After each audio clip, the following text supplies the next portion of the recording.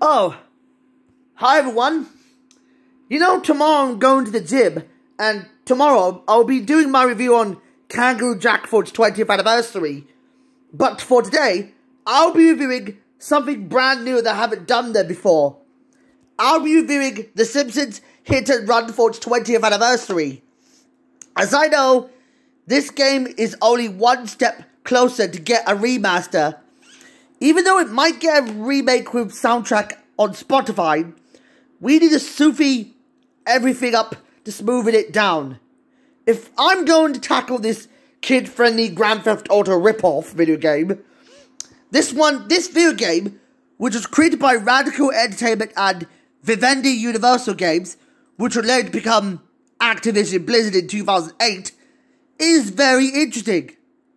Since then, I heard of an interesting rumor about what this interesting game would look like. This game, which takes inspiration from Grand Theft Auto 3, has a very interesting example where the plot thickens itself to be very, very simple. So, there's only like a few characters you can play, and let's try start this concept art. The plot is simple. One fateful day in Springfield, an emerald bead of light spits out a swarm of robot hornets that have descended upon Springfield. However, one of the hornets would go straight towards Homer's living room where he was watching TV. And then, in a fit of rage, he smashes it to death with his own hand and feet. Within that process of it, since Homer knew he squashed the hornet on his foot, he decided to pretty much keep it in his living room. Then, for only a few seconds, he understood that he discovers Krusty the Clown breaking the fourth wall towards him by saying that he's giving them a new idea of what his brand new giveaway would be like in the form of Buzz Cola. But this time, it's his new and improved version that will make everyone do all the pathetic stuff that they would do. However, little does Homer know that there are some surveillance black vans that are filming some cameras and a bunch of laser guns on sale towards the black market. And what kind of arms dealer would do such a thing? Well, the funniest thing about this video game is that it gets really strange for the worst thing that would happen to Bart. As a result of this, when Homer's son Bart gets kidnapped by that jaded light that kidnaps him down to space, Lisa then has to rescue her brother and find out who's the culprit who kidnapped her. As a result of this, she finds Bart brainwashed and notices that she takes Bart back to her house and tells Marge to find an antidote to cure them.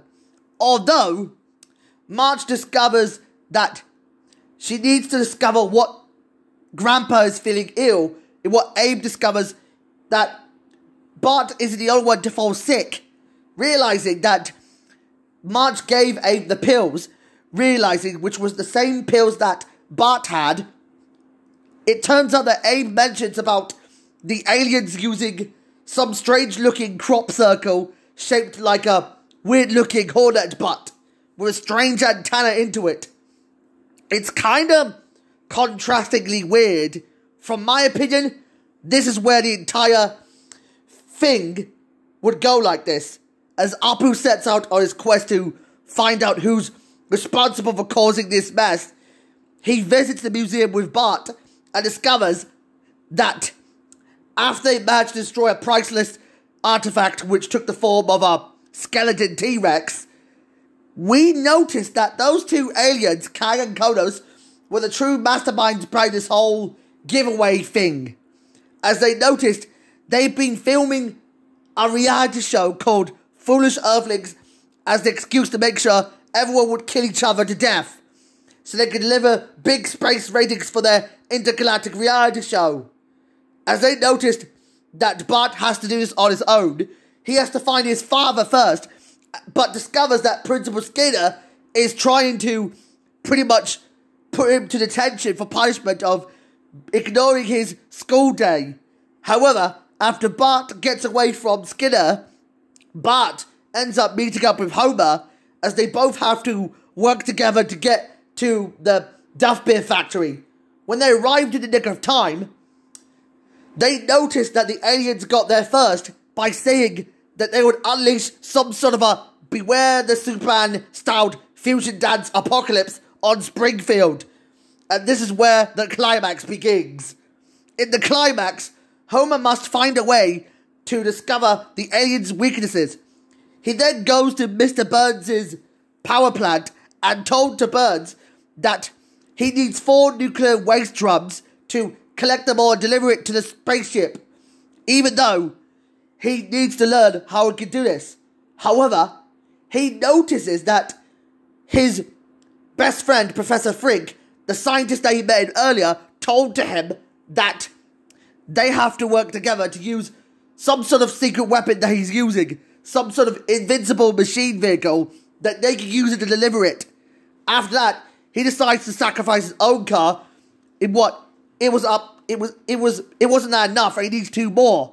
Since then he doesn't want to sacrifice himself, he had to lend a helping hand with Snake Jailbird and his grandfather, Abe Simpson, to do this within the process.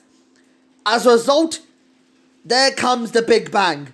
When the spaceship explodes itself on impact, it crash lands within the process, and Homer finally understood how he nailed it within the process.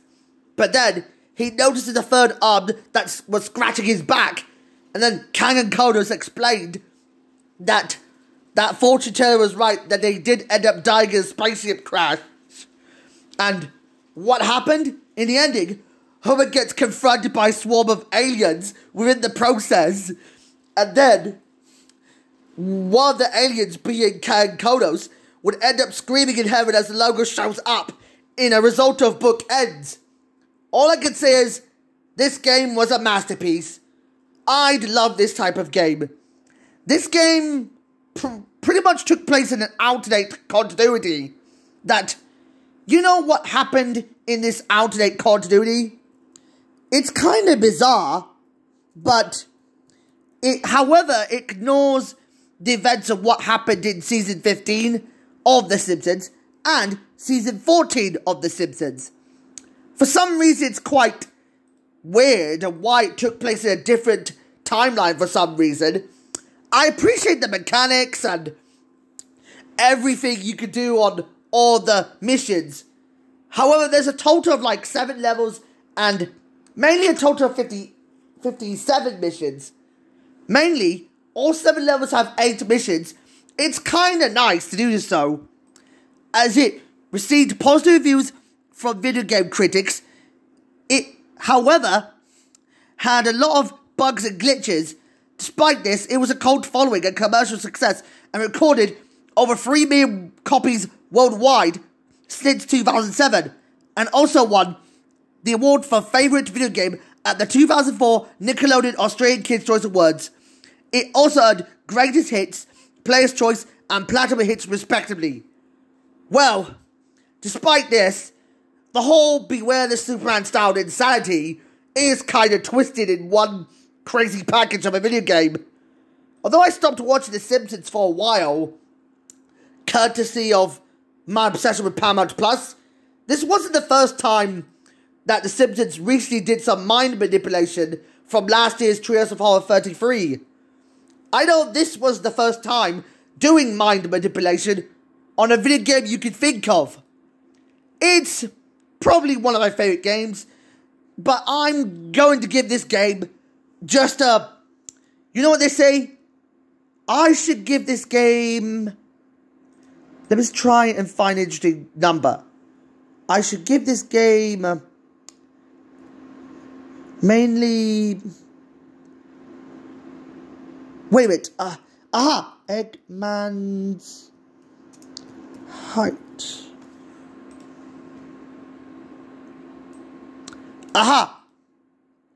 I found it. I would give The Simpsons Hit and Run a solidly decent 8.5 out of 10. and I noticed this is a milestone in one of my favourite video games to date with.